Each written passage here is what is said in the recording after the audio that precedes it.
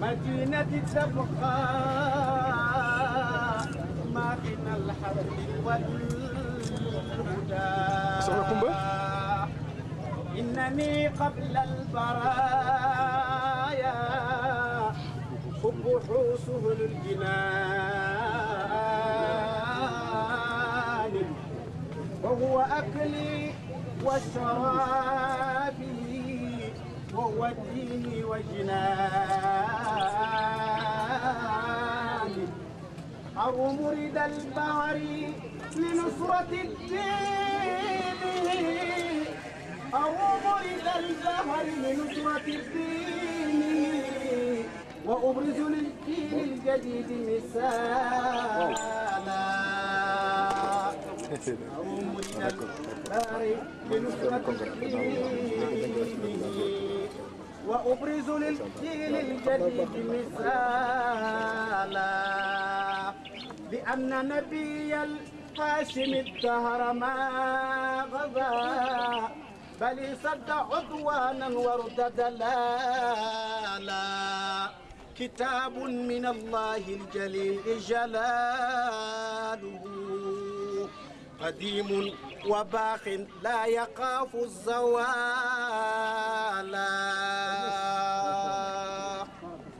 أعوذ بالله من الشيطان الرجيم.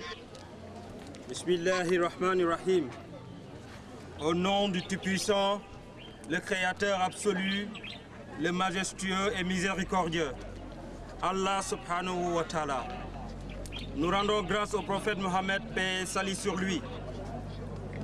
Cher préfet du département de Nioro-du-Rip, représenté ici par son adjoint, chères autorités locales et services administratifs de la circonscription administrative du département de Nioro-du-Rip, chers randonneurs, c'est avec un immense plaisir que nous sommes là aujourd'hui à l'occasion de la première activité du Congrès international pour la paix et l'éducation.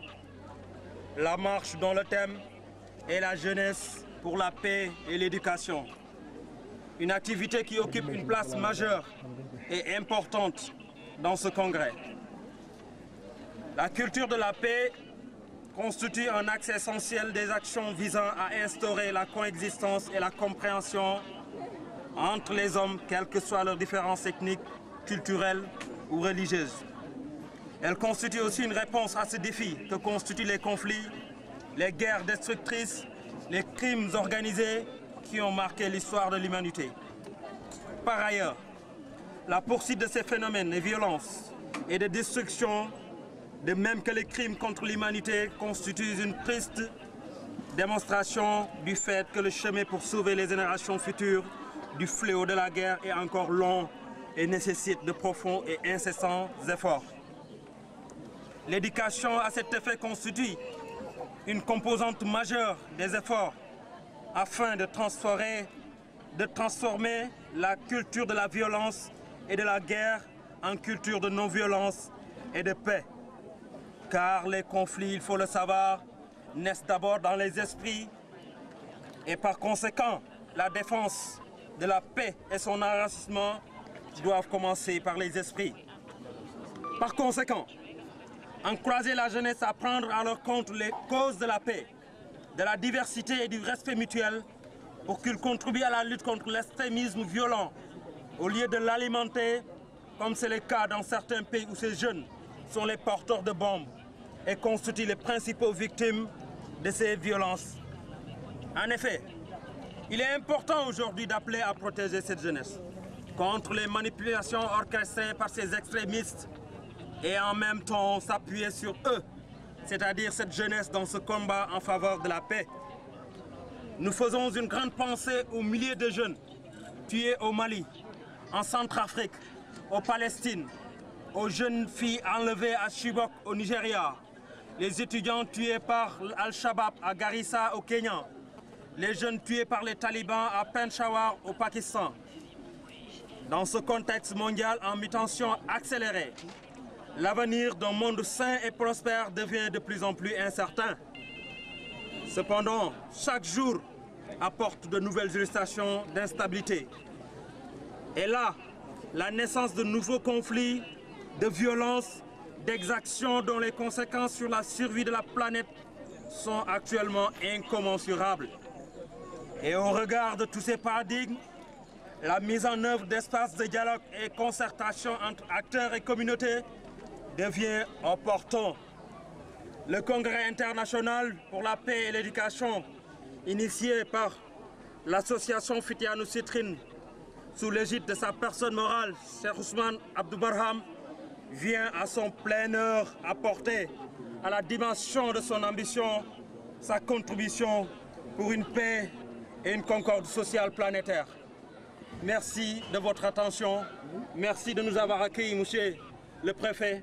Nous sommes là aujourd'hui, comme lui, vous apporter le message qui porte ce congrès. C'est quoi? C'est l'éducation, c'est la paix, c'est l'éducation comme une solution alternative à la culture de la paix. Et là, la Jamiatou Fitianou Citrine, sous l'égide du marabout Cheikh Ousmane Diao, est acteur et tend la main à toutes les autorités, en l'occurrence les préfets, les autorités municipales, les autorités religieuses, coutumières et traditionnelles, pour qu'enfin l'islam ne soit pas terni, pour qu'enfin nous puissions vivre une société stable, pour qu'enfin le Sénégal ne connaîtra jamais les violences orchestrées par ces extrémistes, ces violents qui veulent coûte que coûte faire ternir la peau de l'islam. C'est ça le message, monsieur le préfet. Nous vous saluons encore une fois et vous remercions.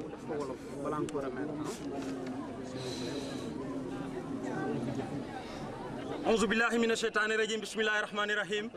ñi ngi nuyu mbokk yi fi teew ku ci nekk sa tur ak sa sant di nuyu ki nga xam ne tey mën nañu wax ne moo fi représenté monsieur le président de la République son excellence Macky Sall muy le préfet di ko sun kaddu li nga xam ne moom lañ tënk li nga xam ne moom lañ xalaat ci jàmm ak njàng ci àdduna bi rawatina ci jamono ji nga xam ne gis nañ ne violence yi mi ngi am fu nekk nit ñaa ngi def violence ci diine nit ñaa ngi def violence di ko tuddee diine ji waaye ñi ngi rey nit ñi di ko teg li nga xamante ni kenn xamul ban explication la ndax diine jàmm la rawatina l'islam. donc tey biñ jugee ci yeneen autorités yi ñu ne nañ mujjee fii ci préfet pour jox ko message bi mujj moom mu jël message boobu noonu jàllale ko ci président ndax moom moo fi toogal président. loolu yaakaar naa moo doon kaddu yi ndax wax nañ ne jàmm ji li koy saxal mooy lan mooy ñu xeex ko ba pare ñu ut ay solution buñ ko xeex bi mooy lan mooy ñun ñëpp ñu ànd ci nekk ay acteurs ku nekk sa sécurité bopp waaye bu ñu weesoo foofu ñu ut ay solution ngir ëllëg ndax fagaru bala ñuy lakkale. sagaru bi nag mooy lan mooy xale yooyu nga xam ne ñooy jiite réew mi ëllëg xale yooyu nga xam ne ñooy jiite réew mi ëllëg ñu def si ñoom jàmm ñu def si ñoom ay valeurs de culture de paix ay valeurs yoo xamante ni ëllëg ñoom dinañ incarner jàmm bopp waaye dinañ joxe message su jàmm yaakaar naa loolu moo doon tànk yi tey ñu ngi gërëmaat beneen yoon ñi fi teew ñëpp ñu fas yéene ko jaarale si njàng ak njàng bi comme ni ñu ko waxee noonu la congrès bi loolu mooy objectif congrès bi loolu mooy esprit congrès bi congrès international pour la paix et l'éducation. Donc on prend l'éducation comme une solution alternative à la culture de la paix. Donc loolu mooy message bi monsieur le préfet. Encore une fois nous vous remercions. Nous remercions le préfet. Nous avons vu seen taxawaay rafet na ci jàppandal bi ci commencement bi ba léegi yaakaar naa autorités yi loolu mooy seen taxawaay te taxaw ngeen fa ba mu mat ñu ngi leen di gërëm beneen yoon ci turu sëriñ bi ci turu jamaye bi asalaamaaleykum wa rahmatullah.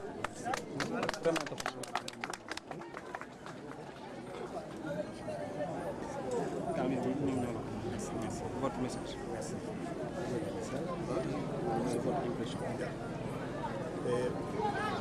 Monsieur le président de l'association, monsieur Cheikh Ousmane Diao, le parrain de la manifestation. Monsieur Cheikh Ousmane Diao, le parrain de l'association, le président de l'association. Chers randonneurs. Chers randonneurs. Au nom du préfet du département de Nioro-du-Rip. Au nom du préfet du département de Nioro-du-Rip. Je voudrais tout d'abord vous remercier. Je voudrais tout d'abord vous remercier. De votre passage au niveau de la préfecture. De votre passage au niveau de la préfecture. Et le message que vous avez retenu. Et le message que vous avez retenu.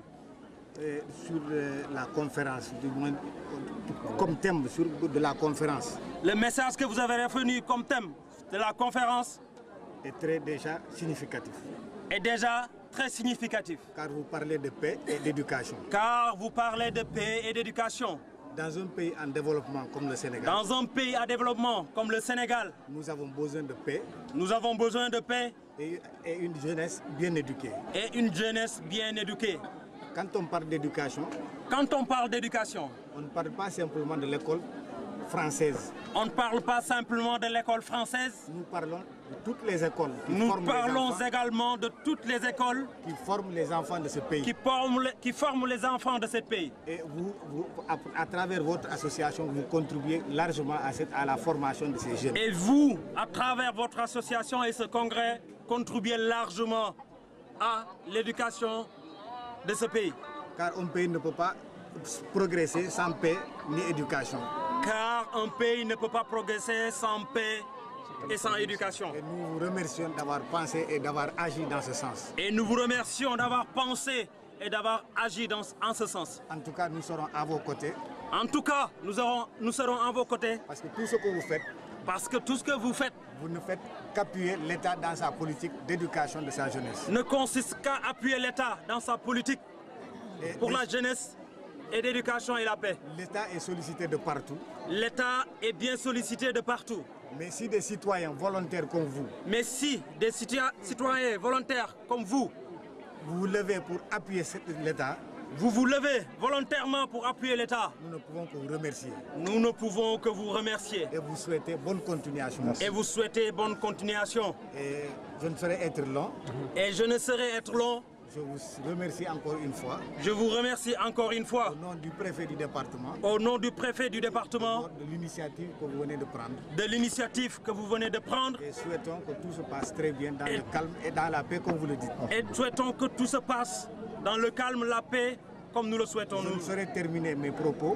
Je ne saurais terminer mes propos sans saluer toutes les notabilités de la commune. Sans saluer toutes les notabilités de la commune. Les chefs religieux du département. Les chefs religieux du département. Qui contribuent chaque jour que Dieu fait. Qui contribuent chaque jour que Dieu fait. À l'éducation de la jeunesse. À l'éducation de la jeunesse. Sur ce, je vous remercie et vous souhaite bonne continuation. Sur ce, je vous remercie et vous souhaite une bonne continuation. Merci, monsieur. Monsieur le préfet Néna mu ngi nuyu sëriñ bi bu baax a baax. ci turu préfet du département. ci turu préfet bu département bi. di leen di sargal ci seen journée bi. di ñu sargal ci journée bi. en tout cas ñun kontaan nañ ci lool. en tout cas ñun kontaan nañ ci lool. te ñu ngi ñaan. yàlla def ci jàmm. yàlla def ci jàmm. ndax seen thème conférence bi. ndax sunu thème congrès bi. da ngeen di jàmm ak jàngale. jàmm ak jàngale. maanaam jàmm ak xam-xam. maanaam jàmm ak xam-xam. te réew bu amul jàmm. te réew bu amul jàmm. développement du fa mën sax. développement du fa mën a sax. réew bu amul éducation. réew bu amul éducation. développement du fa sax. développement du fa mën a sax. éducation fii. te éducation fii. bi may xalaat man. bi muy xalaat moom. du question am xam-xam kese. du question am xam-xam kese. yar jikko yi ci la. yar jikko yi ci la. dégg naa ñuy wax très souvent mag yi. dégg na muy ñuy wax lu ci bëri mag ñi. Sénégal tumurankewul borom xam-xam yi. Sénégal de tumurankewul borom xam-xam. lu mu tumuranke mooy jikko yu baax. lu mu tumuranke mooy jikko yu baax. donc yéen bu ngeen jógee di tàggat xale yi ci jikko yu baax. kon ñun buñ jógee di tàggat xale yi ci jikko yu baax. dañ en tout cas ñun état day félicité da leen di félicité. ñoom état duñ mën lu dul félicité ko. ñun ndaw ñi toogal état fii.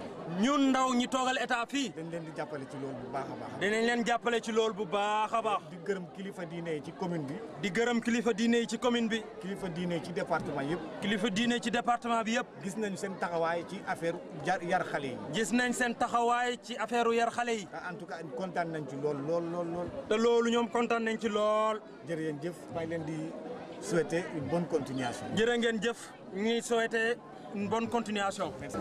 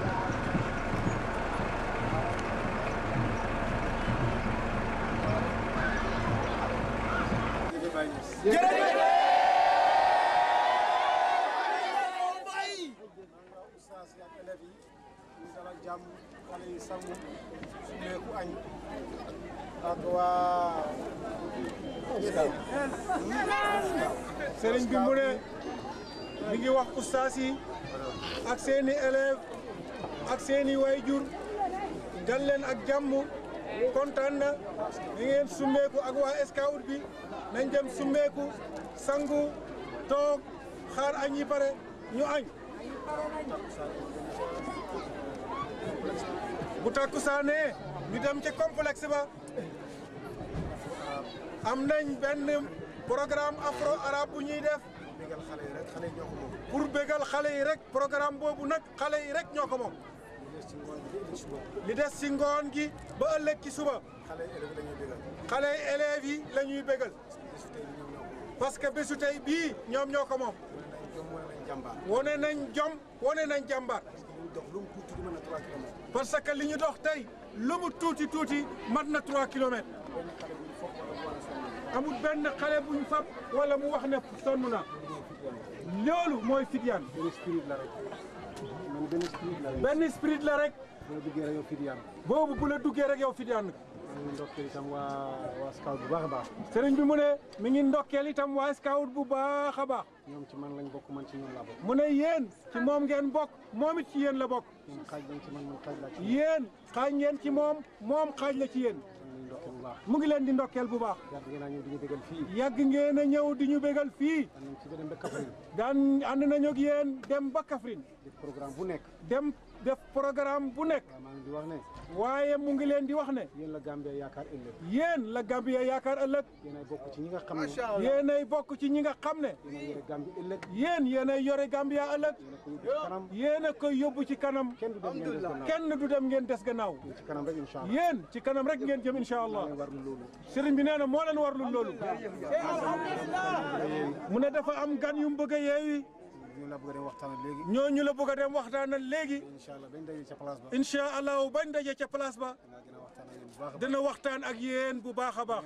lan mooy xalaatu jamiyatu Fidyane Sidqin. ba ngeen xam lan mooy xalaatu jamiyatu Fidyane Sidqin. fan la bëgg a yóbbu ay doomam. fan la bëgg a yóbbu ay doomam. naka lañ bëgg ñu mel. naka la bëgg ñu mel. ban taxawaay lañ war a taxaw ci Afrique. ban taxawaay lañ war a taxaw ci Afrique. parce que ëpp na léegi romb na Sénégal romb na Gambie. parce que léegi romb na Sénégal romb na Gambie. waaw ban taxawaay lañ war a taxaw. waaye ban taxawaay lañ war a taxaw. bañ gis ne Afrique youths yëpp.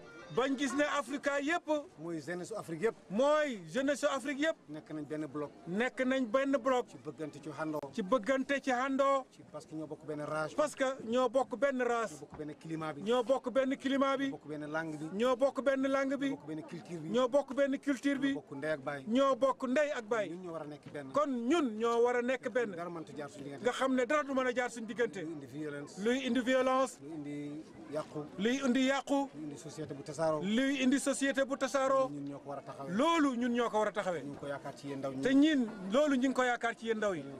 yàlla nañu ko yàlla defal yaa rabbi. wasalaamaaleykum wa rahmatullah. C'est ça la présentation. On se déplace, le ventre. Comme je l'ai dit tantôt, c'est déjà proposer une solution alternative pour la culture de la paix et aussi dénoncer la violence. On est en train de vivre des violences au nom de l'islam par des gens vraiment qui sont dans l'islam, dans la religion islamique et qui s'adressent à être des musulmans, mais vraiment, en réalité, l'islam, c'est une religion de paix, c'est une religion de concorde, d'entraide. Et on ne peut pas se réclamer islam musulman parce que, je l'ai rappelé lors de la marche, il y a pas mal d'écoliers, de disciples qui sont venus du Sénégal, un peu partout du Sénégal, de la Gambie, de la Guinée-Bissau. Donc on a eu des centaines de marcheurs aujourd'hui et on peut dire qu'on se réjouit de la réussite de ce marche, de la première activité. On est vraiment content. Okay, merci. Merci. Mon nom c'est Hassan Diouf, secrétaire général de la Jamiatou Fitr. Hassan Diouf. Hassan Diouf. am foo toll da nga romb niveau boobu nga dem ci niveau boo xam ne niveau national lay doon pour nga nekk doomu aadama mën a jëfandikoo kii doomu aadama su boobaa doo ko seet ko ci lan nga doon ngay seet nit gi moom ngay seet nga jëfandikoo boobu. ma gis nga itam tey da nga nekk ci jamono boo xam ne jamono bu jege la adduna bi dafa tuuti nekk benn dëkk bu ndaw boo xam ne tey lu xew fii rek balaa suba mën naa àgg fi gën a sori ci adduna bi te loolu information moo ko indi te information baree nag. te jikko bu rafet bariwul dañoo gis ne yàqu-yàqu dafay yomb mais kon buñ taxawul nag pour mën a défendre ndaw ñi da nga xam ne yàqu-yàqu boobu du mën a egsi ci ñoom pour ëllëg ñu mën ñoo continuer suñu réew boobaa ñu ngi leen si suñu ëllëg dafay yàqu parce que nit ki bu dundam bi moo ëllëgam mais ñun bàyyi gannaaw ñun ñoo ëllëgam loolu mag ñi defaral nañu dem baax jox nañu ko ci suñu loxo mooy li olof di wax ne bu nit ñi góorgóorlu ba jox la puso bi nga sàggal bi réer sa loxo mooy léegi mission bi di jàlloon ci góor yi bu nekk ci ñun ñu toll ci jamono bu jafe jamono communication bu bëri jamono information yu bëri jamono boo xam ne dara ubbeetu soo bu fekkee aaruñ ndaw ñi ci fexe bi jëmbat ci seen xol yi jàmm dina nit mën a jàpp ñu yàq leen yàqal nga xam ne moom ñoo leen di ci xam bëri bëri loolu moo tax ñu si problème war nga gëm ne yow doomi réew mooma nga su boobaa nag ñaar moo la xaar réew maa ngi lay xaar loo leen di defal yow yaa ngi xaar réew mi lu mu lay defal balaa ngay wax réew mi lan la may defal yow waxal la nga bëgg a defal sa réew njëkk kon loolu nag jikko ju rafet bu amut soo defalee sa réew rek dafa yàq lu bari comme tey bu fekkee jikko ji dafa baax boo defee lu rafet di nga gis ne da nga jëriñ ñu bëree bëri mais ki takk bomb tam rey boppam reyaale téeméer nit kooku tam jikko ju bon jooju moo ko ci xiir waaye su fekkee jàngal nañ ndaw ñi nag ci yar leen jëf ci ñoom jikko ju rafet gëmloo leen seen